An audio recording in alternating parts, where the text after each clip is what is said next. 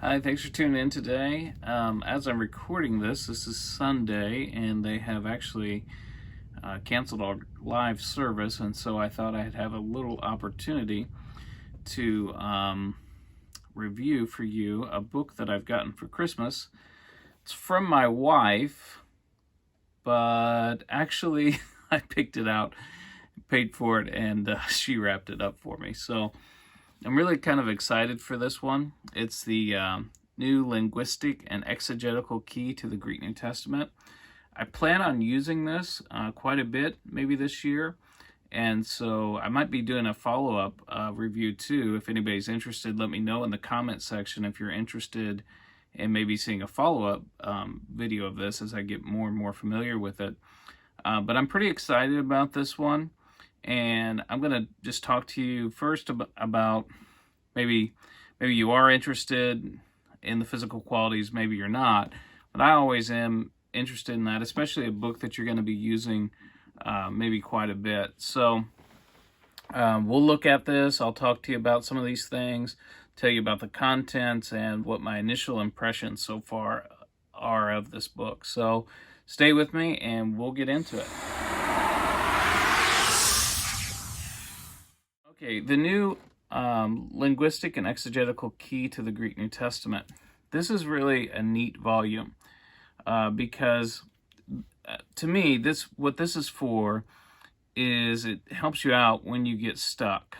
When you're reading and when you're looking into this and you get stuck somewhere, this is really nice to have because what it does is it gives you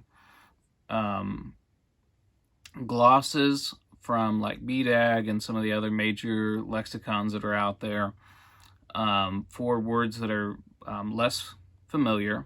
So it sort of serves a purpose like if you've got this, which is the Reader's Greek English Lexicon of the New Testament. So when you come into less familiar words, you can use something like this. I think there's another, this is the one that was put out by Kubo, is that how you pronounce that?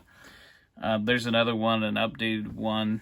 So just basically, if you don't have a Reader's Greek New Testament, don't want to use a Reader's Greek New Testament, you get stuck, you can use something like that, which I think shows glosses for words that appear less than like 50 times.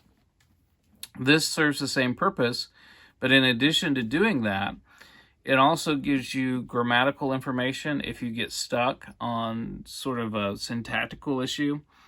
And it will also provide some exegetical information.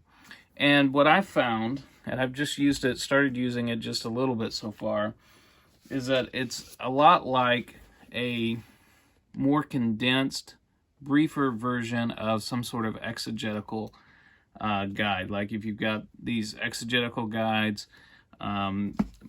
Brodman and Holman, I think, has put this particular one out. Baylor's got a set like this.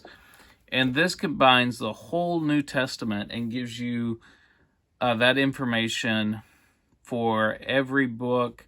And it's just a handy guide. We're going to zoom down on the text. I'll tell you a little bit more about this book. But I want to give you a look inside so you can make a decision whether maybe this is something that you'd like or not. If you find these sorts of things useful, you can help me out by hitting the like button.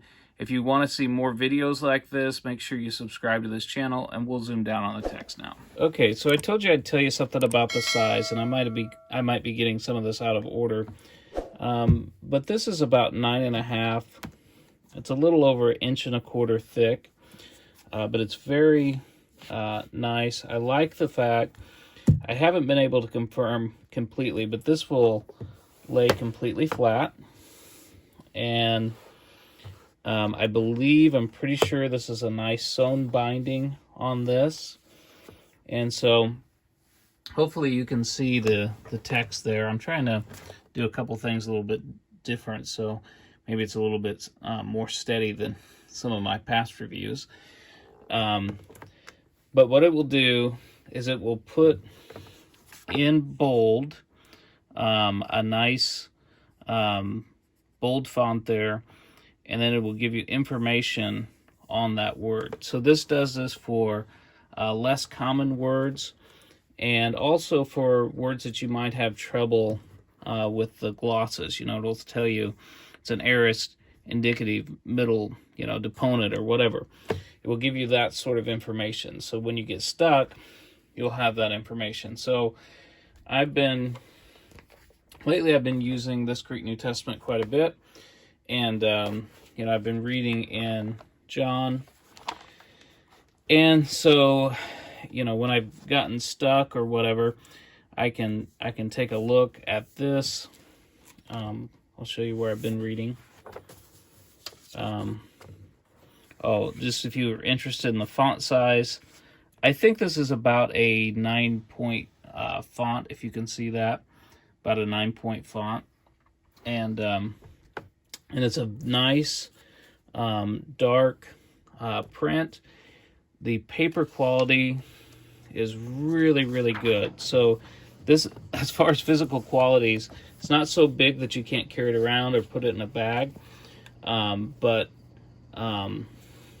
just really, it's not super small either, but the neat thing is you've got the whole New Testament, so that you don't have to carry around a bunch of different books. Now, if you're like me and you like physical books, there's a real advantage to this right here. But what I was trying to show you before I got distracted, so not only does it give you, like your parsing, that doesn't have parsing there, but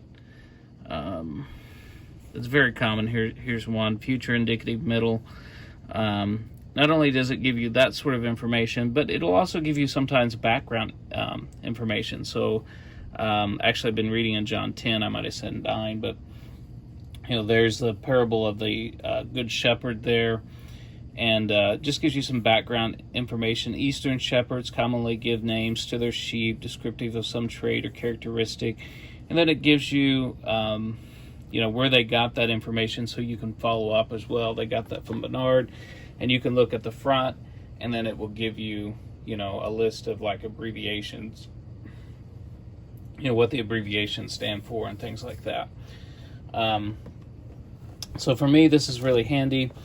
I can take my notes in my Greek New Testament, and so I just really enjoy having something like this. So you've got your parsing, you've got background information, and then I'll show you an example of something that I was looking into the other day in 1 Timothy, the 3rd chapter. I was concerned about when it talks about the condemnation or judgment of the devil. Is it referring to the judgment that or condemnation that the devil himself comes into, and you participate in that, or does the devil condemn you? That's a couple different views that are out there. And here, just one exegetical example. The genitive here could be objective, an objective genitive, condemnation reserved for the devil, the judgment meted out for the sin of pride, or subjective genitive, condemnation wrought by the devil, the condemnation brought about by the further intrigues of the devil when a man is lured into his grasp by pride. So it doesn't really take a side on that, but it gives you both options. So lots of exegetical information, background information, parsing information. Overall, I'm really excited about this. I'm not really sure the kind of information that it's giving. I'm not really sure why it gives these Kohlenberger numbers there, but they are there.